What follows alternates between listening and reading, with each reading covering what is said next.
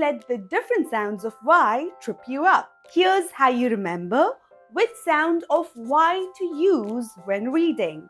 If Y is at the beginning of the word, it makes its regular Y sound. Examples: yolk, yuck, yum. If Y is at the end of a one-syllable word, it makes the long I sound. Examples: my, pry, spy.